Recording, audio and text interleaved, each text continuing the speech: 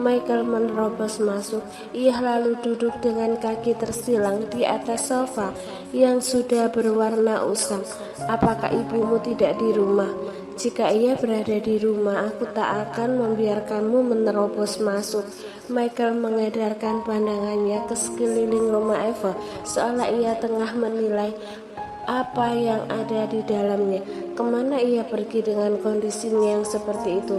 Apakah kamu sedang khawatir atau mengoloknya? Tanya Eva dengan dingin. Sepertinya kamu suka berpikiran negatif pada orang lain. Michael lalu menaruh kertas di atas meja. Eva mengambilnya. Setelah membolak-balikkan kertas itu dan membaca total kerugian di bagian belakang yang menyentuh angka 1 juta, Eva hampir muntah darah.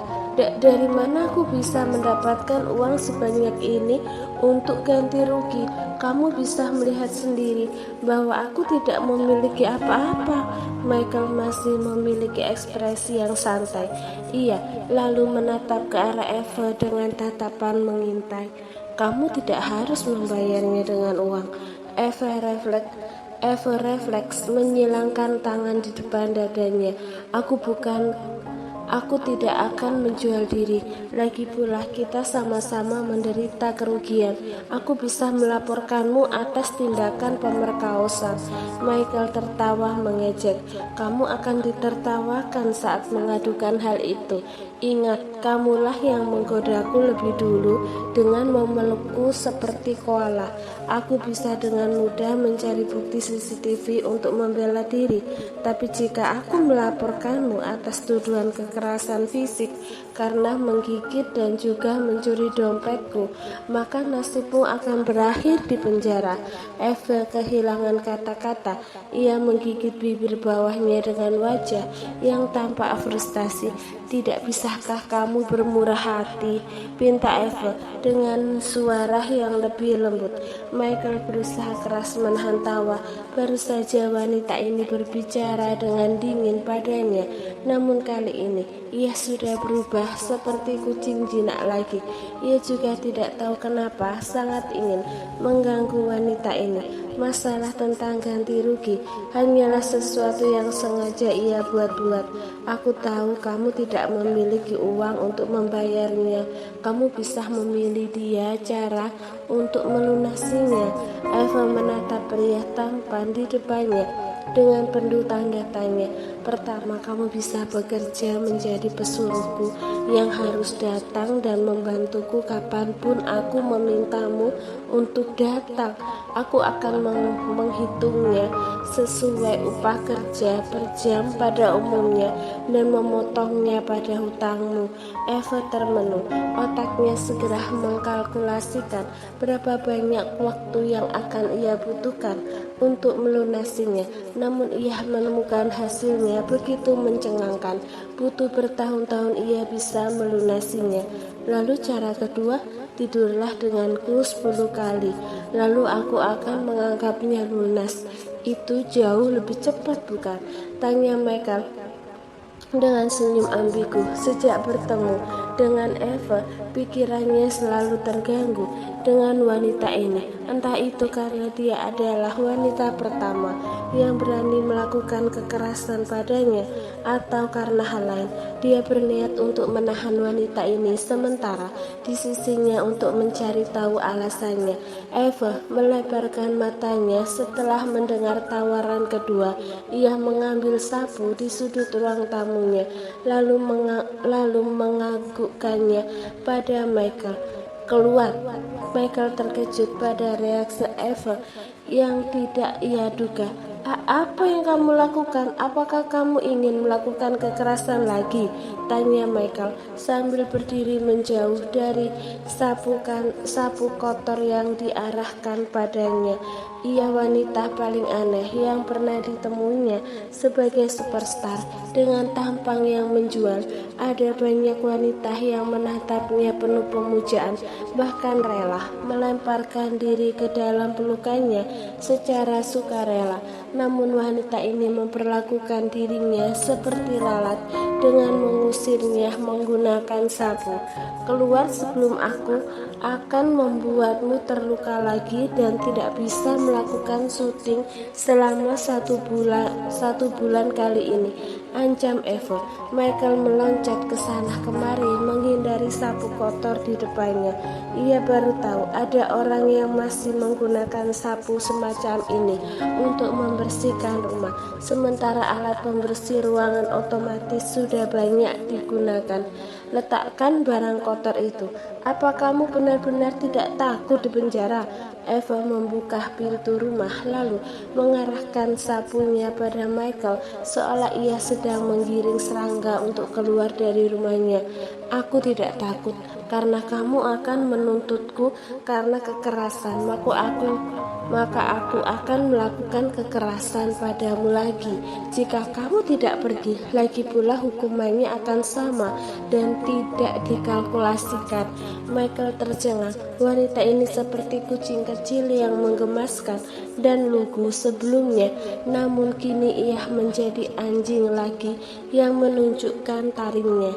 Eva, aku tak akan mengalah. Aku akan datang lagi dengan pengacara untuk membuktikan bahwa aku tidak main-main.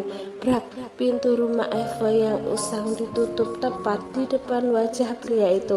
Michael mengerucutkan bibirnya dengan kesal. Ia tidak pernah mendapatkan penghinaan seperti saat ini. Di kantor Kelvin menatap Elisa yang baru saja selesai mengirim pesan ke Eva.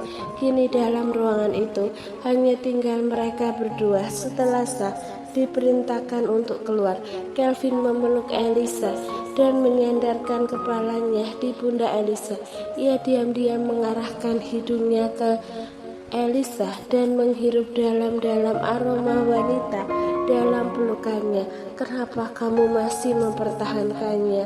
Jika itu Kelvin, apapun alasannya, ia tak akan memaafkan orang yang pernah mengkhianati dirinya. Dia tidak suka bersikap lembut dan murah hati pada orang yang sudah melakukan kesalahan. Eva juga korban di sini karena jebakan Margaret. Ia bahkan harus tidur dengan pria asing. Aku benar-benar ingin menghajar wanita itu, maki Elisa. Jangan, aku tidak ingin tanganmu yang lembut menjadi kotor karena menyentuh wanita seperti dia. Jika kamu ingin menghajarnya, aku akan membayar napi lain di penjara untuk melakukannya. Elisa menggeleng. Kapan-kapan biarkan aku membawa Eva ke dalam penjara. Ia pasti ingin membalas dendam dengan tangannya sendiri. Jangan khawatir, aku akan mengaturnya. Elisa mencium pipi Kelvin sebagai rasa terima kasih. Pria itu membeku. Ini adalah kali pertama Elisa berinisiatif untuk menciumnya, meski itu hanya ciuman di pipi. Wajah Kelvin memerah. Ia seperti gadis remaja yang baru saja mendapatkan ciuman pertama. Dia menyentuh pipinya dengan wajahnya yang tersipu. Sepertinya aku tidak ingin mencuci wajah selama beberapa hari, gumam Kelvin.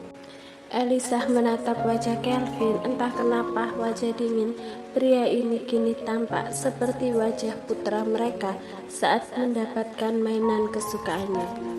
Kenapa wajahmu memerah? Apakah kamu sakit? Elisa menekan telapak tangannya di kening Kelvin. Suhunya memang hangat, tapi belum begitu panas untuk dikatakan ia sedang demam. Aku sangat tersiksa, jawab Kelvin. Mungkin kamu akan demam. Apakah ada obat di kantormu? Kelvin menggeleng. Ia mengarahkan jari telunjuknya ke arah Elisa, lalu berkata, obat untuk membuatku nyaman ada di sini. Elisa membeku. Semburat ranah merah mulai menyebar di wajahnya. Ia mundur beberapa langkah karena gugup, namun Kelvin segera menarik pinggangnya ke dalam pelukannya. Kepala Elisa membentur dada bidang Kelvin yang keras. "Semalam kamu tidak tidur lelap bukan? Bagaimana jika kita beristirahat dulu?" bisik Kelvin tepat di sebelah telinga Elisa. Jantung Elisa berdebar kencang saat ia masih terdiam. Kelvin sudah mengangkat tubuhnya dan membawanya ke dalam ruang istirahat, membaringkannya dengan lembut ke atas ranjang. "Kelvin, kita sedang berada di kantor sekarang," kata Elisa sambil mendorong dada Kelvin. Ia sangat gugup hingga tubuhnya gemetar. Elisa tahu mereka memang telah menjadi suami istri dan hanya masalah waktu saja mereka akan bersama. Hanya saja ia tidak ingin melakukan malam pengantin mereka di ruang istirahat kantor. Kelvin membelai lembut rambut Elisa. "Aku tahu, tentu saja aku tak akan membuat malam pengantin kita di sini. Kita akan melakukannya di tempat yang berkesan." "Hah?" Elisa menatap pria yang kini berbaring di sebelahnya. Ia menaruh kepala Elisa di lengannya. Kelvin tak ingin menjelaskan apa yang ia maksud. Dia perlahan menutup kelopak matanya yang terasa berat lalu tertidur. Elisa menggerakkan telapak tangannya di depan mata Kelvin. "Kau benar-benar tertidur?" Kelvin tidak menjawab, tapi meraih pergelangan tangan Elisa dan menyematkannya ke pinggangnya. "Jangan berisik, mari kita tidur sebentar." Elisa menutup mulutnya. Dia dan Kelvin memang kurang tidur sejak menjaga Efren 2 hari ini, tapi sekarang masih jam 10 pagi dan terlalu dini untuk tidur. Dia linglung ketika pria ini mendekapnya dengan erat sambil tertidur. Elisa mengira ia akan kesulitan tidur, namun pada akhirnya dia tidak tahu kapan dirinya benar-benar telah tertidur. Saat bangun dan membuka mata, pria di sebelahnya sudah tidak ada di sisinya dan di atas ada di selimut hangat yang menutupi dirinya. Ia menatap jam digital di dinding yang menunjukkan pukul 1 siang. Dia baru sadar telah tertidur hampir 3 jam, bahkan tanpa tahu kapan Kelvin bangun. Ia membuka pintu ke ruangan Kelvin. Ruangan itu sunyi, jadi ia mengira Kelvin berada sendiri di kantor karena ia hanya bisa melihat punggungnya. "Sejak kapan kamu bangun? Kenapa tidak membangunkanku?" tanya Elisa menghampiri Kelvin. Namun langkahnya membeku dan ekspresi di wajahnya menjadi jatuh. Di sofa depan meja kerja Kelvin berada setidaknya 6 orang yang merupakan anggota dewan direksi yang sedang melakukan rapat. Tatapan mereka semua kini terfokus pada Elisa. Elisa sangat malu hingga ia ingin menghilang ke udara tipis. Ia segera merapikan rambutnya yang berantakan dan tersenyum canggung. "Maaf, aku tidak tahu kalau kamu sedang rapat." Kelvin berdiri dan mengusap lembut rambut Elisa. Ia juga merapikan beberapa helai rambut Elisa dan menyematkannya ke belakang telinga wanita ini. "Tunggu sebentar, aku akan segera selesai. Setelah itu mari kita makan bersama. Kamu pasti lapar," kata Kelvin dengan tatapan penuh kasih sayang. 6 orang yang menyaksikan adegan itu tercengang dengan mulut yang menganga lebar. Ini kali pertama mereka menyaksikan pria yang selalu dingin dan kejam ini bertindak penuh kasih sayang pada orang lain. Bahkan sejak rapat tadi mereka merasa tertekan dengan aura Kelvin yang menakutkan dan sangat mengintimidasi. "Tidak perlu tergesa-gesa, selesaikan saja. Aku akan menunggu di ruang kerjaku," jawab Elisa, lekas melarikan diri menuju ke ruangannya melalui pintu ruang istirahat. Kelvin kembali duduk. Wajahnya yang hangat kini berubah menjadi tegas dalam sedetik setelah wanita tadi tidak terlihat. "Mari kita selesaikan rapat dalam 10 menit." Semua anggota dewan mengangguk. Saat ini, tiba-tiba seorang anggota dewan yang merupakan wanita parubaya memberanikan diri untuk bertanya, "Dia ibu dari putra Anda kan?" Meski ia telah lama bekerja di kantor ini, tapi aku baru melihatnya. Ternyata ia wanita yang cantik. Puji wanita itu. Dia bukan hanya ibu dari putraku, tapi juga istriku. Semua orang terkejut. Belum banyak yang tahu tentang berita pernikahan Kelvin, karena memang belum ada publikasi tentang itu. Jadi, mereka menduga bahwa Kelvin hanya menginginkan anak dari wanita itu tanpa ingin menikahinya. Setidaknya untuk pria seperti Kelvin, ia biasanya akan memilih menikahi wanita yang setara dengannya, seperti putri dari 3 keluarga besar lainnya di Canberra. Bagaimana jika Anda membawa istri Anda untuk makan siang bersama kami sebagai traktiran pernikahan kalian? Tanya seorang pria gemuk yang tampak antusias.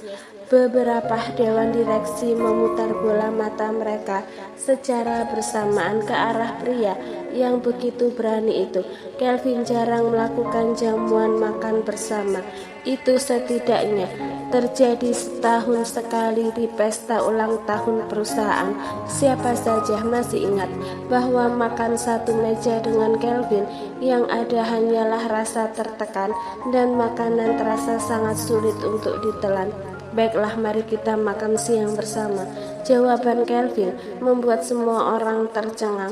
Mereka tidak percaya bahwa bos mereka akan setuju begitu cepat, dan lagi mereka juga merasa sedih di lain sisi, karena makan siang ini pasti akan berlangsung dengan suasana yang tegang.